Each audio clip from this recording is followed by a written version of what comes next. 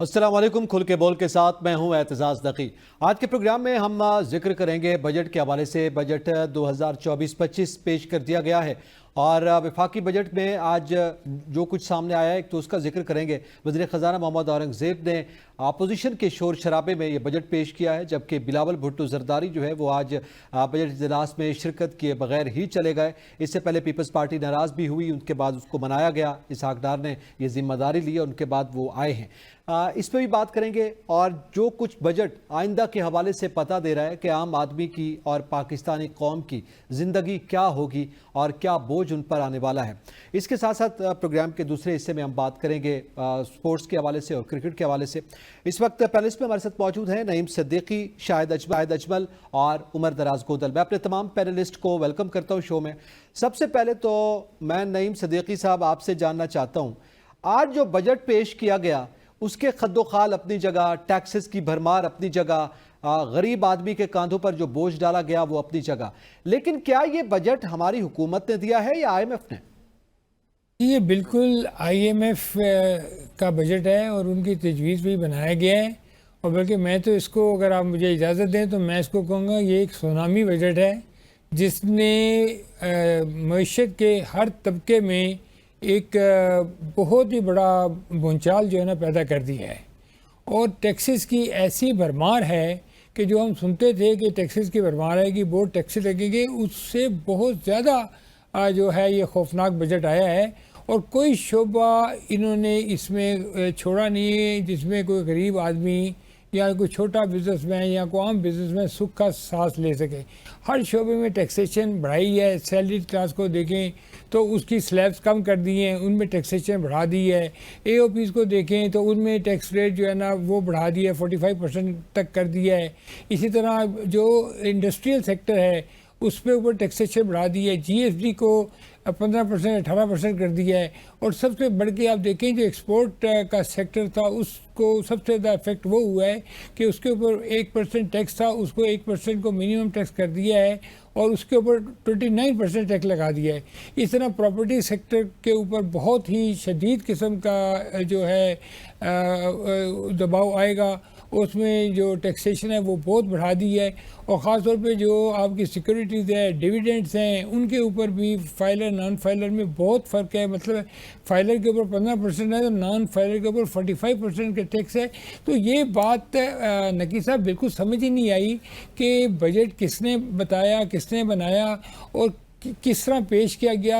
क्या अवाम में इतनी सख्त है कि वो इस किस्म के बजट को किसी तरह भी बर्दाश्त कर सकें। आप देखें 13,000 अरब का तो FBR का हदफ है जो टैक्स कलेक्ट करने हैं, जो कि 42% ज़्यादा है पिछले साल से।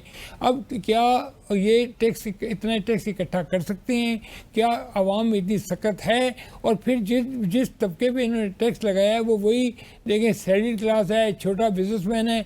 और ख़ास तौर पे जो बड़े सेक्टर थे जैसे एग्री सेक्टर को टच नहीं किया और बड़े सेक्टर हैं उन पे जहाँ पे ट्रैक एंड ट्रेस सिस्टम लगाना चाहिए था, जहाँ पे स्ट्रिक्ट मॉनिटरिंग करनी चाहिए थी, जहाँ पे रेवेन्यू इकट्ठा करने के डिफरेंट मेजर लेने चाहिए थे, उस तरफ बिल्कुल नहीं गए।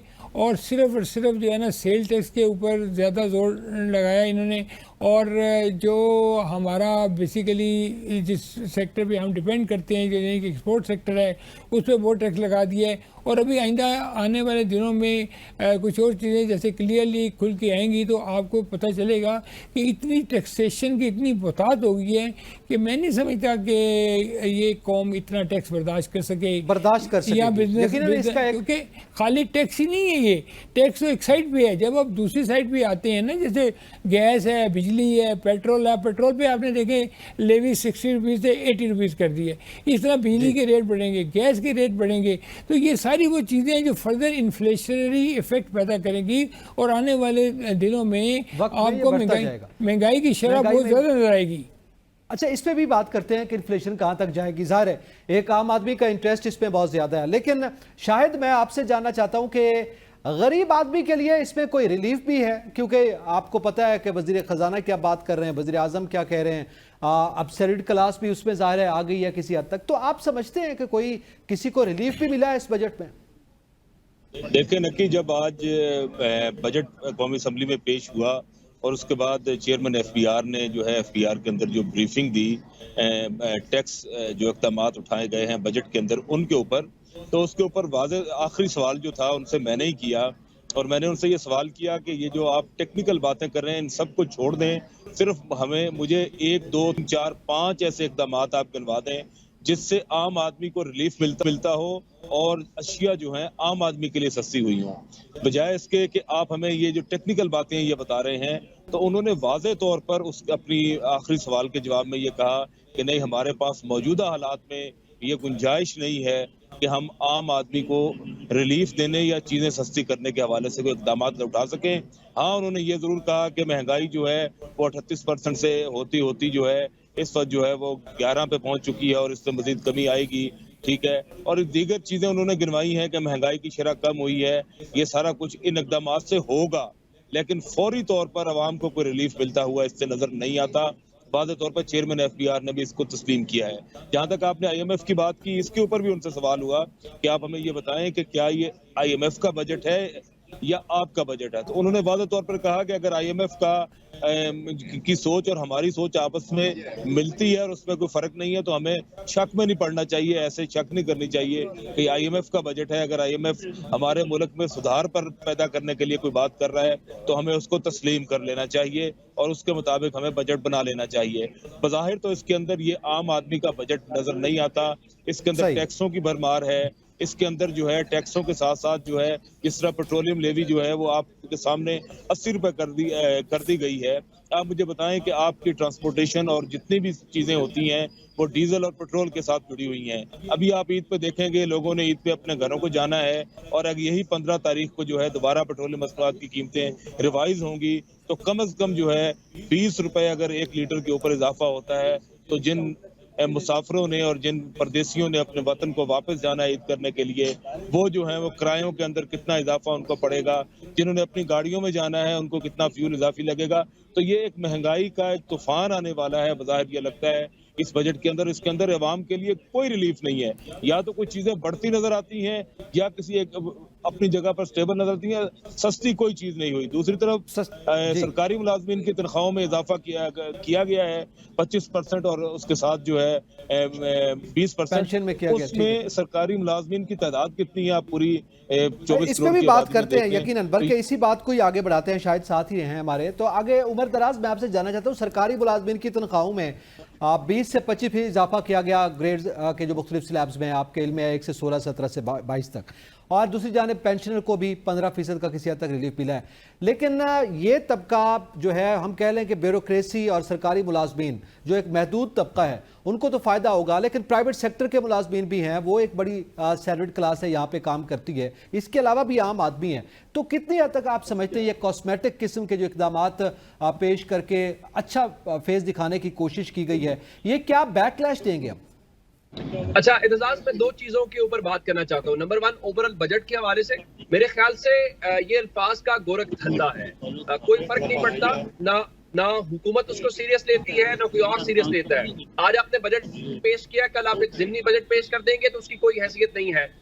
आप टैक्सेस की बात करते हैं, उसके बाद आप कोई इनडायरेक्ट टैक्स लगा के कोई और चीज लगा के वो अपना खाता पूरा कर लेंगे, तो मेरे ख्याल से हमने पुरानी रीत है उसको फॉलो करते हैं, इससे ज्यादा उसकी कोई हैसियत नहीं है। नंबर 2, आपका जो सवाल है कि क्या सरकारी मुलाजमीन वाला, वैसे कितने कमाल बात है कि एक वो सरकारी अफसर जो बहुत ईमानदार है, जो बिल्कुल ठीक काम करता है, उसकी सैलरी भी उसी तरह से बढ़ेगी, और एक कामचोर ऑफिसर जो है, जो करप्ट ऑफिसर है, क्योंकि ये मैं नहीं कह रहा, आप अपने महकमे बताते हैं कि सरकारी महकमों में कितनी करप्शन है, उन दोनों को एक जैसा ही आपने इंक्रीमेंट दिया है।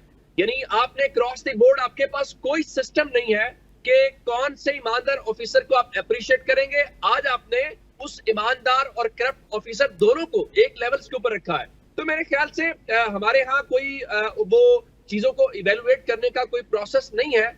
हम इवन देखिए ना, आप कह रहे हैं कि आप ये बजट बना रहे हैं, ये क्या मजाक है? जिस मुल्क के अंदर आपको एक्यूरेट डाटा आपके पास ना हो कि आपके कितनी आबादी है और उसके ऊपर जो मर्दमशुमारी करते हैं उसके ऊपर सवालात हो, तो आप ये समझते हैं कि हमने प्लान किया हुआ है? नहीं, हम जुगाड़ प्रोग्राम के ऊपर होते हैं, हम डंग टपाओ प्रोग्राम के ऊपर होते हैं, और ये भी एक ऐसा ही प्रोग्राम है। आप देख लीजिए इवन आप जिन्होंने पास किया है, जिस गवर्नमेंट ने पास करना है इसको आगे चल के, या जिस कैबिनेट ने इसका अप्रूवल दिया, उनसे बहस कर लीजिए, शायद उनको भी इसके आदादो शुमार नहीं पता होंगे, उनको इसकी एग्जीक्यूशन पता नहीं होगी। आप बहुत सारी खूबसूरत बातें सुनेंगे कि हर बार ऐसे ही सुनते हैं कि ये अवाम दोस्त बजट है। ऑपोजिशन हर बार कहती है ये अवाम दुश्मन बजट है, ये इसी तरह से चलता रहेगा।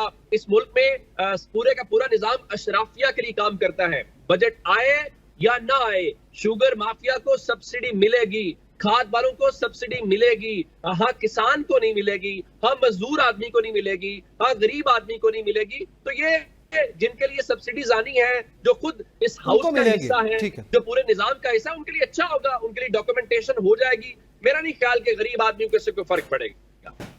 ठीक है, गरीब आदमी की जिंदगी मजीद खराब होगी। ये एक तबाहकुन बजट ज़ाहिर है, इसे करार भी दिया जा रहा है। लेकिन नईम सदीकी साहब, दूसरी जानिब हम सैलरीड क्लास की जैसे अभी बात की गई या तनख्वाहदार तबके की बात की गई, सरकारी मुलाजमीन बड़ा महदूद तबका है, ज़ाहिर है वो उसका फ़ायदा भी उठाएगा। फिर करप्शन तो अपनी जगह भी, जिसका जिक्र उमर कर रहे हैं।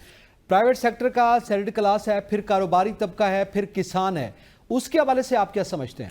सर, ये जो सैलरी में इंक्रीज़ भी किया है इन्होंने, लेकिन जब इसमें सैलरी के स्लैब भी कम कर दिए और उसमें टैक्सेशन बढ़ा दी है, तो मैं नहीं समझता कि को बहुत ज़्यादा इसका इफेक्ट पड़ेगा। जब टोटल आप इसको कंप्यूट करेंगे इनकम को, तो टैक्स जो है ना खासी ज़्यादा बढ़ चुका होगा। दूसरी तरफ प्राइवेट सेक्टर में तो ऐसी कोई ऐलान नहीं है, और प्राइवेट सेक्टर में तो इस तरह सैलरीज इंक्रीज़ भी नहीं होती। तो प्राइवेट सेक्टर में जो ख़ास तौर पे वो लोग जो 50,000 और लाख के दरमियान महीने की तनख्वाह लेते हैं, उनका तो बजट बिल्कुल तबाह हो जाएगा। उनकी तो इनकम पे टैक्स बहुत ज़्यादा बढ़ भी जाएगा और आने वाले दिनों में उनको मुश्किलात ज़्यादा होंगी। और गवर्नमेंट इसके ऊपर किसी किस्म की कोई भी मेजर ऐसे नहीं ले रही कि जिसमें वो प्राइवेट ऑर्गेनाइजेशन में भी लोगों की सैलरीज के ऊपर कोई तवज्जो दे कि वहाँ पे भी जो प्राइवेट सेक्टर के लोग हैं उनकी सैलरीज भी उसी तरह बढ़ें जैसा गवर्नमेंट सेक्टर के लोगों की बढ़ती है। दूसरी बात ये है कि ये बजट बिल्कुल, जैसे अभी गोंसल साहब ने फरमाया है कि ये बिल्कुल गवर्नमेंट के ने बगैर, जिसको कहते हैं एक फिगर पूरे किए हैं, एक गोरख धंधा है, एक बैलेंस शीट तैयार की है। देखिए, बजट का आवाम से कोई तल्लुक नहीं होता, वो गवर्नमेंट ने अपनी एक बैलेंस शीट दिखानी होती है और आवाम के ऊपर वो मुसल्लत कर दी जाती है, उनके पास कोई चॉइस नहीं होती। आप देखें कि इतने अरसे से जितनी भी तंजीमें हैं, चैम्बर्स हैं, फेडरेशन हैं, वो सारे के सारे अपने बजट की तजावीज़ भेजती हैं। आप बताएं आज तक कितनी तजावीज़ पे अमल हुआ है? मैं इस बजट के बारे में यकीन से कह सकता हूँ कि चाहे वो एप्टमा है, चाहे फेडरेशन ऑफ पाकिस्तान है, चाहे कोई भी एसोसिएशन है, चैम्बर्स ऑफ कॉमर्स है, किसी की एक बात भी नहीं सुनेगी इस बजट में। इसलिए इसको आप कह सकते हैं कि ये वन साइडेड बजट है और इसमें सवाए जो है टैक्स लगाने के, टैक्सों की बर्बाद करने के। देखें, आपने 40% इंक्रीज़ किया है, जो जैसे 13,000 अरब रुपए के टैक्स कैलकुलेट करने, अब वो कहाँ से आपने किए? आपने सारे के सारा बोझ डाल दिया है सैलरी पे और बिजनेस कम्युनिटी पे जो ऑलरेडी टैक्स है। देखो, सैलरी क्लास के जो लोग होते हैं ना, वो तो बेचारे ऑटोमेटिकली टैक्स में आ जाते हैं, उनकी तो सैलरी में से कट जाता है। इस तरह वो लोग जो जिनकी रेंटल इनकम वगैरह उनका भी ऑटोमेटिक कट जाता है। इसके अलावा जिन लोगों की फिक्स इनकम है उनका भी कट जाता है। अब जो एक एरिया था जिसमें बेसिकली अब शुरू से कहा जा रहा था कि एग्रीकल्चर जो सेक्टर है उसको कुछ ना कुछ टैक्स पे लेके आएँ ताकि वो एक GDP की 21% ऑफ GDP को रिप्रेजेंट करता है और उसमें काफ़ी ज़्यादा एम्प्लॉयमेंट भी है, लेकिन उसको किसी ने नहीं छेड़ा। इसी तरह ये जो ट्रेडर्स हैं, होलसेलर्स हैं, दुकानदार हैं, इनके बारे में भी बड़ा लीनियंट ही टैक्सेशन इस दफ़ा की है कि 1% से लेके 2.5% तक। अच्छा, अब ये जो GDP में काफ़ी ज़्यादा कंट्रीब्यूट करते हैं ये एरियाज, लेकिन टैक्स के मामले में इतनी कंट्रीब्यूशन नहीं है। लेकिन जब दूसरी तरफ जाएँ, अब इंडस्ट्री है वो एक मेजर कंट्रीब्यूशन है, उसकी तकरीबन 20% के करीब वो करती है। सर्विसेज का एरिया है वो आपका 58% के करीब कंट्रीब्यूट करता है। इसी तरह वो, अच्छा IT आपकी, आपने IT के भी जो हार्डवेयर वगैरह पे टैक्स बढ़ा दिया, उसमें GST लगा दिए। तो बेसिकली बजाय इसके कि ईज़ ऑफ डूइंग बिजनेस को कंसिडर किया जाए, लोगों के लिए आसानियाँ पैदा की जाएँ, आबादी के मुश्किलात पैदा कर दी गई, उनके लिए आप बाकायदा मुश्किलात पैदा करते जा रहे हैं। और हर चीज़ के ऊपर, अब गाड़ियों के ऊपर आपने कहा जी कि इसकी CC के हिसाब से नहीं, इसकी वैल्यू के हिसाब से कीमत के हिसाब से। टैक्सेशन होगी। बिल्कुल अब तो किसी को कुछ पता नहीं है ना कि किसी जब वो गाड़ी खरीदेगा उसको पता चलेगा कि उसकी गाड़ी कितनी महंगी। तो बेसिकली जो लोगों की एक्सेस है ना उसको डिनाई किया जा रहा है और उनकी कुव्वत खरीद में फर्दर कमी हो जाएगी, बना दी गई है जी। वो मजीद जो है जाहिर है उसका एक रिएक्शन भी आता हुआ बिल्कुल। पॉलिटिकली भी दिखाई दे रहा है। अच्छा, इसी पे शायद अजमल, एजुकेशन सेक्टर में आमतौर पे जाहिर है बजट के हवाले से एजुकेशन, हेल्थ बुनियादी चीजें हैं और टैक्स का फार्मूला ही यही है कि आप टैक्स देते हैं तो उसके नतीजे में आपको फ्री एजुकेशन, फ्री हेल्थ मिलती है। लेकिन इसमें तो हम देख रहे हैं कि हर साल लाखों बच्चे स्कूल से ही बाहर निकल रहे हैं। इस बजट के बाद कितने बच्चे स्कूल छोड़ने पे मजबूर हो जाएंगे? जी लकी, आपने मेरे से सवाल पूछा? जी जी, आपसे सवाल पूछा। लकी देखें, इस वक्त पाकिस्तान के अंदर जो सूरत हाल है, पहले ही जो है गुर्बत और बेरोजगारी की वजह से और सहूलियात पूरी ना होने की वजह से इस वक्त पाकिस्तान में जो है 1 करोड़ 26 लाख बच्चे जो हैं वो स्कूलों से बाहर हैं, जिनको हुकूमत मुख्तलिफ औकात में जो है मुख्तलिफ मुहिम्मात चलाती है कि इनको हम जो है वापस स्कूलों में लाएंगे, लेकिन वो उसी तरह स्कूलों के बाहर हैं। अगर आप सिर्फ इस्लामाबाद जो कि कैपिटल ऑफ पाकिस्तान है, अगर आप इस्लामाबाद के सरकारी स्कूलों का जायजा लें तो एक एक क्लासरूम के अंदर 80-80 बच्चे और 75-75 बच्चे जो हैं वो इस वक्त तालीम हासिल कर रहे होते हैं और उनके लिए सिर्फ एक टीचर मुयस्सर है। और अगर हम पूरे पाकिस्तान का जायजा लें तो पाकिस्तान के अंदर जो स्कूल्स हैं वहाँ किसी स्कूल के अंदर वॉशरूम नहीं है, किसी के अंदर क्लासरूम नहीं है, किसी के अंदर अगर क्लासरूम मौजूद है तो क्लासरूम के अंदर क्लासरूम की जो सहूलियात है वो मौजूद नहीं है। और टीचर जो है वो एक एक बच्चे के लिए 80-80 बच्चे को अगर एक टीचर एक क्लास में पढ़ाएगा तो आप मुझे बताएं उसको किस तरह असेस करेगा। अब हुकूमत ने आपके सामने जो है कागज, पेंसिल और इस तरह की दीगर जो चीजें हैं उसके ऊपर जो तालीम से जुड़ी हुई हैं उस पर जो टैक्स लगाया है उससे वाज़ेह तौर पर यह नजर आता है कि मजीद बच्चे जो हैं वो स्कूलों से बाहर हो जाएंगे और वालिदैन जो पहले ही गुर्बत की चक्की में पिस रहे हैं वो कभी भी अपने बच्चों को स्कूल में उस तरह दाखिल नहीं कराएंगे, बल्कि उनको अपने साथ जो है वो मुख्तलिफ किस्म की मजदूरियों पर लगाएंगे ताकि 2 वक्त की रोटी जो है वो पूरी कर सकें। तालीम की सूरत हाल तो ये है। बाकी दूसरी तरफ हायर एजुकेशन कमीशन है, उसके लिए तालीम में जो बजट रखा गया है वो भी आपके सामने है कि यूनिवर्सिटियों के पास इस वक्त जो है अपने असातिज़ा को तनख्वाहें देने के पैसे नहीं हैं और यूनिवर्सिटियों की हालत पहले ही इतनी खराब हो चुकी है और मुसलसल यूनिवर्सिटियों के अंदर जो है फीसें बढ़ाकर जो वहाँ स्टूडेंट पढ़ते हैं उनकी हालत ये हो गई है कि वो उनके वालिदैन जो है वो तनख्वाह अपने बच्चों की फीसें अदा करने के काबिल नहीं रहे और यूनिवर्सिटियों की हालत ये है। तो मुझे ये लगता है कि इससे मजीद बच्चे जो हैं वो तालीम से दूर हो जाएंगे और जो 25A का हमारा जो आइन के अंदर जो हर बच्चे को जो है वो बुनियादी तालीम जो है मुफ्त देने का हमने वादा किया है अपने आइन के अंदर, वो पूरा होता हुआ नजर नहीं आता इस बजट के अंदर, तालीम की सूरत हाल मजीद बच्चे जो है स्कूलों से बाहर जाते नजर आते हैं। ठीक है। अच्छा, इसी पे दूसरी जानिब उमर दराज वो बच्चे जो स्कूल पढ़ रहे हैं उनकी किताबें, उनकी पेंसिल्स, उनके शार्पनर, उनके दीगर अखराजात जो स्कूल में स्टेशनरी पे आते हैं उनमें भी इजाफा होगा। जाहिर है जिस नोयत के ये टैक्सेस लगाए गए हैं, तो आप क्या समझते हैं दूसरी जानिब जो स्कूल में पढ़ रहे हैं वहाँ पे फीस का इजाफा भी सामने आएगा? देखिए, मेरे ख्याल से हम उसको छोटे पैमाने पे देख रहे हैं, ये कह के फीस कम या ज्यादा से बुनियादी हम उस पीछे माइंडसेट के जाएंगे जो गवर्नमेंट का माइंडसेट है।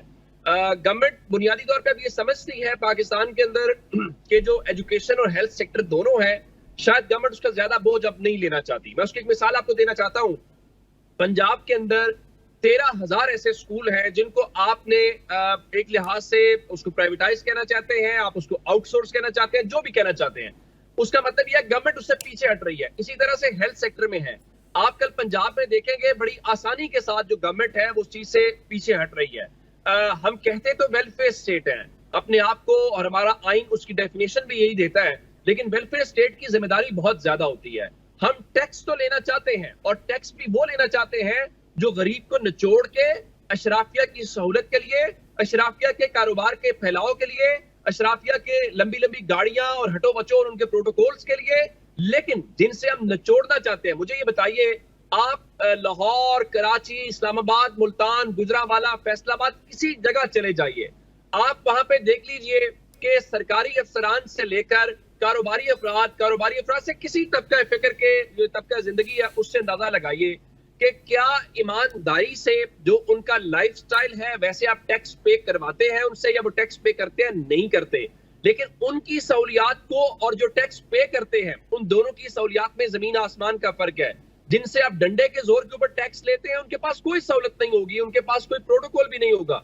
लेकिन जो टैक्स नहीं देते, जिनको आप सहूलतें उनके ऊपर देते है, हैं, बिल्कुल सही। उनके लिए सब अच्छा है। तो मेरे ख्याल से ये पाकिस्तान का जो रियासती निजाम है वो अशराफिया के लिए है, वो अब शायद गरीब के लिए या आम पाकिस्तानी के लिए काम करता हुआ दिखाई नहीं दे रहा। ठीक है, और जाहिर है इस बजट के बाद तो ये सूरत है वो यही होगी कि गरीब आदमी को या तो मुल्क छोड़ना होगा या फिर वो एहतजाज करता हुआ सड़कों पे दिखाई देगा, बिल्कुल वैसे जैसे कुछ रोज़ कबल किसान सड़कों पर थे। इसी तरह अब हर तबका जिंदगी जो है वो सड़कों पर होगा। यहाँ पे वक्त तो एक ब्रेक का साथ रहिएगा।